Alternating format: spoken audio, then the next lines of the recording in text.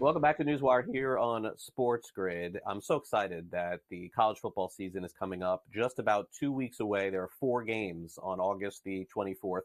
And it's always exciting to have Bill Bender of Sporting News coming up because his coverage of Sporting News is great. And by the way, Bill is like one of these guys in this rare day and age where we're talking sports that actually like goes to games and covers games. So this is why we love having Bill on the show, a traditional reporter who also has an opinion on games. Bill, it's great to have you back here. I'm looking forward to reviewing actual games with you next week. I guess today we'll talk about some of the other stories in college football. Thanks again for coming on.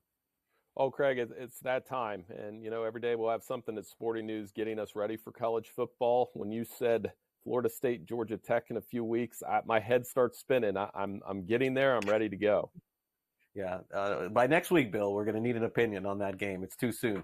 All right. So let's do some season win totals here, though, today, because I think that's the hot topic. We'll start off with the conference that you have an eye on always. It's the Big Ten. A different look to the Big Ten, and it takes some getting used to. And, scheduling is definitely a big part of this.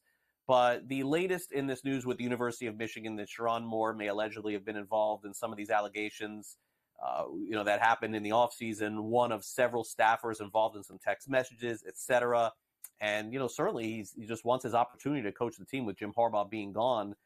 I don't know. I felt like if something was going to happen already to this guy, it would have. But I'll ask you. Their total is 8.5 wins, which is a heavy lean toward the over here, which would be 9 wins for them. They walked through that number last season. The under is plus 132. So I think you and I are sort of in lockstep here, where I don't want to diminish the idea of what Michigan did last season, but why would Sharon Moore be paying for that this year? It doesn't add up to me. Tell me why. Well, we've got a long way to go in terms of the NCAA violations with Connor Stallions and what's going to come out. It's timing is everything, and all of this is starting to come out and trickle out before the Connor Stallions Netflix special, which I promise will be one-sided. I mean, he's not going to throw Michigan under the bus. As far as this win total, I like the over. Here's the thing with Michigan. What they've been able to do the last couple of years, right or wrong, is they don't lose games they're not supposed to lose. So, okay, how many games could they actually lose this year? And you look at that and you say, Texas, USC, and Oregon, all 3 of those games at home, by the way, where Michigan hasn't lost a game in the last 3 years. And then they play Ohio State at the end of the road. Even if you think the Buckeyes and Oregon are going to beat them, I think they steal a couple in there, and they end up going 9-3 or 10-2, maybe even getting the college football playoff. And I don't think these reports are going to, unless those texts to Sharon Moore from Connor Stallions reveal something really incriminating, I don't know that any of this touches the football team this year.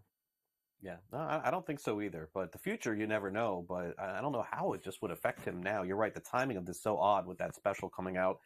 Michigan is not as talented going into the season as Ohio State. That I know.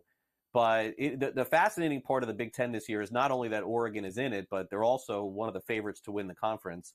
Bill, they're supposed to be really good this year. I don't know. It's not that I question that, but I always wonder, like with this massive change going on with the travel and everything else that involved, can Oregon in their first year win the Big Ten? They're plus 250, second best odds to win this conference, followed by Penn State. For those wondering, Nittany Lions, supposed to be very good this season, followed by Michigan and then USC. So I would ask you, Bill, is Oregon a tad overrated going into their first year in the Big Ten? I know they have a Heisman candidate as well. Hey, they caught my attention by being number 3 in the coaches pool. I thought that might be a Texas or an Alabama or somebody else out of the SEC. But so the faith is in there.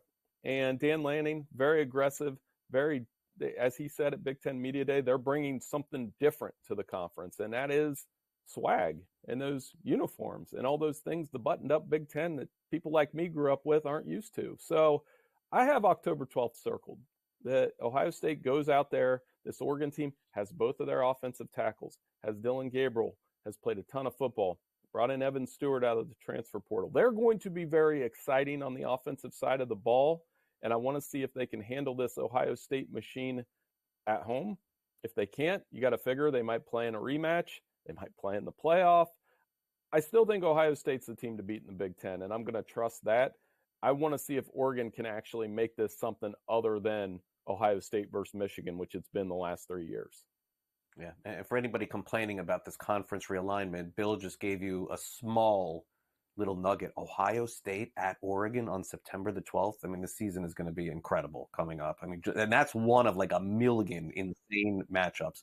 Kalen DeBoer takes over at Alabama. Nick Saban likable all of a sudden, doing broadcast, doing Hard Knocks, doing everything else. Their win total is 9.5. Some people feel like there's a step back coming for the Crimson Tide this season. I know you've talked about this quite a bit, Bill. Do you think that is the case? I'm coming around the other way. I still think they could be a playoff caliber team. I remind people that Kalen DeBoer took Washington to a national championship game in 2 years and had a first-round quarterback and an all-NFL receiving core while he was there. You know, they played Georgia and Wisconsin in September. Those are going to be tough games. I'm more interested to see how he handles the road games at Tennessee, at LSU. By the way, in the college football playoff era, last 10 years, Alabama was 17-3 against LSU and Tennessee. Saban took care of business in those games. The 3 he lost was by a combined total of 9 points. And then they have a road trip to Oklahoma. So those road games are going to determine where this goes with Kalen DeBoer. I don't think he has to be Nick Saban. I don't think he can be Nick Saban. He just has to be himself in year one. FanDuel's odds makers, Bill, are yelling at each other all day long because they have no idea who to make the favorite for the Heisman Trophy award. We have no idea either. Look at these odds. No one is a favorite. 7-1, all long shot odds for everybody to win the Heisman, which tells me maybe there's somebody not even on this board, Bill, that can win the Heisman Trophy award this season. You kidding me? 7-1 is the shortest odds going into a college football season? Yeah, it's tough. If it's not Dylan Gabriel or Carson Beck, my advice would be take a flyer on a Big 12 quarterback, the one you like. I like Jalen Daniels. If he stays healthy at Kansas, could be a long shot. If not him, Cam Rising, Noah Fafita, Avery Marshall, Kansas State quarterback, had a great bowl game. You know they're going to put up numbers in that conference, so maybe take a shot on one of those guys. Yeah, Daniels healthy is going to put up some of the biggest numbers in college football. Thanks again, Bill, for coming on the show. Appreciate it.